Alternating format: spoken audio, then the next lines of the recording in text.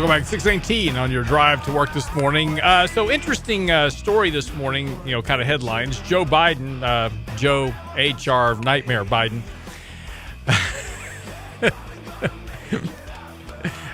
My wife just calls him Gropey.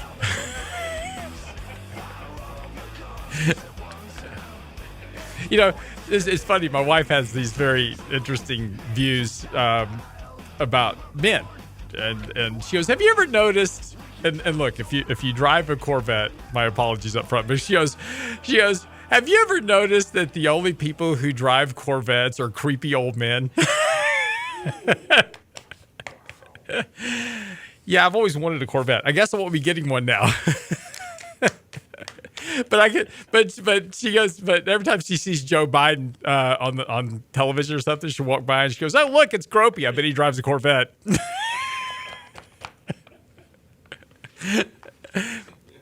So, new action figure for Christmas. Exactly. Gumby, Pokey, and Gropey. There you go. Anyway, it's just interesting because, he is stating that our very democracy is at stake. And he has launched his campaign for president. And this is interesting because the one thing that makes this wasn't really a story I wanted to get into, but I just wanted to say something about this real quick. The thing about what makes democracy great, and the reason that we love democracy, or at least the thought of democracy, and what's very important here is that Joe Biden says our very democracy is at stake. The United States is not a democracy. We're a republic. And those are two very different things. If we were a true democracy, everybody in the country would have an equal vote. We would just say, hey, we're going to pass a bill, and everybody gets to vote on it. That would be a democracy, right? We're not. We're a representative republic. And this is why we go through elections and we elect these stupid people to go to Washington and make really bad, economic and decisions for the country. Put us at, $1.5 trillion in debt and climbing, $23 trillion in total debt. And now you've got these, inane pieces of commentary coming out talking about that we can just print currency to pay our bills. We don't even need to issue debt. We'll just print the currency because why not? Right? It's all a fiat currency anyway. We don't have to worry about that silly old gold standard thing, actually having, something to back our currency. No, it's just the full faith and credit of the government. It's just fine because everybody's always going to believe that the United States is fully creditworthy always and forever throughout history. And there are plenty of historical pieces of evidence that suggest that countries who have gone down this pathway have ceased to exist throughout history. But yet, the idea, and we talked about this yesterday with Michael Leibowitz a bit about this idea of free stuff. Everybody wants something for free. We want free healthcare, we want free welfare, we want free retirement, we want, free everything, right? Why work, right? Why not? Here's an idea for you, just to think about this. Let's go with this whole idea of MMT for a moment. Let's just say that the government can just print currency with absolutely no consequence whatsoever. Fantastic. Then why not just pay everybody in the United States $100,000 a year, right? So, what are we talking about here, right? We've got 300 million people.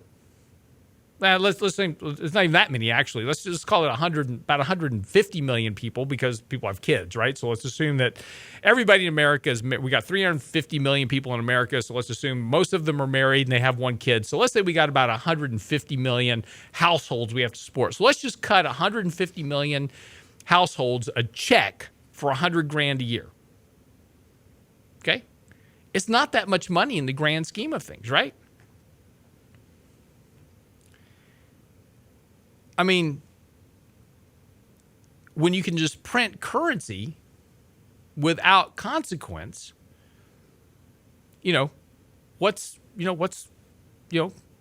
couple of $1 trillion every year, right? We just print it out. We just send it to households. Nobody has to work, right? We can all sit down and, this is Nancy Pelosi, right? When she was promoting the idea of the Affordable Care Act, she says, people shouldn't have to worry about health care this way, that they can just go be artists and they can be musicians and they can pursue their life's passions and they don't have to worry about having health care coverage. And this is the same idea of this idea that let's just print a check and send it to every household and we can all just sit around and play video games or do whatever else we want to do, right? We can just sit on the front porch and watch the sunset every day. Wouldn't that be great, right? No stress, no worries, nothing to worry about. Because remember, now we've got $100,000 coming in for every year for us to live on, and we have free health care, we've got free college education, we've got free this, free that, free everything else. So there's absolutely nothing to worry about, right? The government is providing everything for you. So why work? Right? You don't need to work. Everything's provided for you. Well, the interesting thing about this is that in order for an economy to operate and grow, right? So we're all going to sit around, mind you, right? We're all going to sit around on our porch. We're not going to do anything. We're just going to take our government money. Well, our houses are going to need repairs, right? Who's going to repair the house? Who's going to mow the yard? Well, okay, you'll mow the yard, right? You like your house. You're a handy guy, so you're going to repair your house and you're going to mow your yard. Fantastic. Where you get the lawnmower from, right? Somebody's got to build the lawnmower. Oh, I guess we'll just import that from every other country. So now we're taking all of our money that we've got and we're sending it to every other country in the world to buy their stuff because we don't produce anything anymore because nobody wants to work. Nobody has to work. Who's going to teach our children? No reason to have teachers because, well, why would they work? They're getting paid too. And look, I know it's a bit of an extreme example, but this is the fallacy of the idea that simply free stuff and free incomes don't have a consequence. Because let's go to the extreme for a moment and nobody works, nobody produces anything. We just all sit around, the government prints money and gives it to everybody in the country, which means that we're now importing all of our food, no reason to farm, right? No reason to ranch. Don't need it. So we just import all this stuff. How long is it before the countries that are taking our currency go, just not really worth the paper it's printed on? They don't produce anything.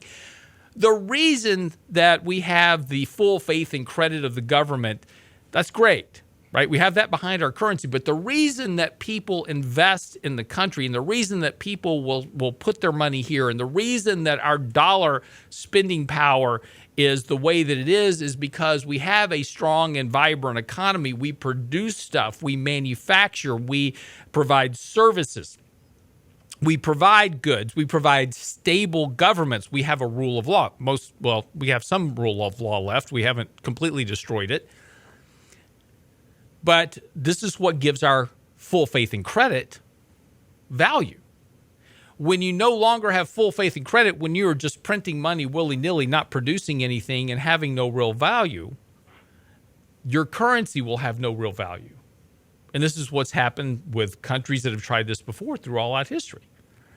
When you effectively debase your currency enough, it will no longer have value. Then you have real problems. But these are the this is the problem with these people that are running for government now. They think that this idea is what I'm telling you. A lot of you are sitting there nodding your head right now. Yeah, I agree. Right? This isn't revolutionary, right? This is common sense stuff, and the majority of Americans actually understand this. This is not lost on the average American. Red, blue, white, pink, it doesn't matter what your political leanings are. Most people get this. Even people that lean to the left understand the value of currency and economic growth and economic strength, right? They understand that. They understand the issues with debt, right? So this isn't lost on people. So I find this interesting that we have a large group of individuals that are now running for the Democratic ticket that are promoting ideas that actually run contra to a large chunk of the U.S. population, both red and blue, right? You know, Hillary Clinton in the last election, she lost a lot of blue states over her policies. And these are then, and the policies that are being run now are even more socialistically aggressive than the ones that Hillary Clinton was campaigning on during her time. So what's interesting is that as much as the left may hate Donald Trump as president of the United States, they're actually emboldening his position by actually attacking the one thing that the majority of Americans believe in, which is the Republic of the United States.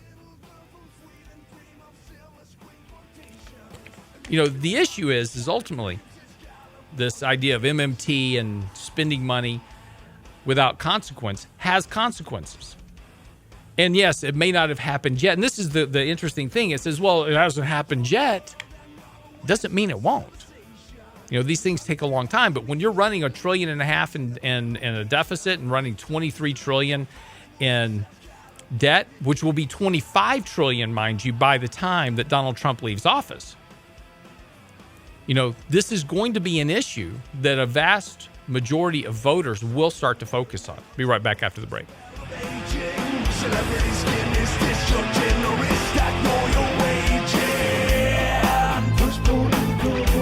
Catch Lance Roberts' podcast later at lancerobertsshow.com.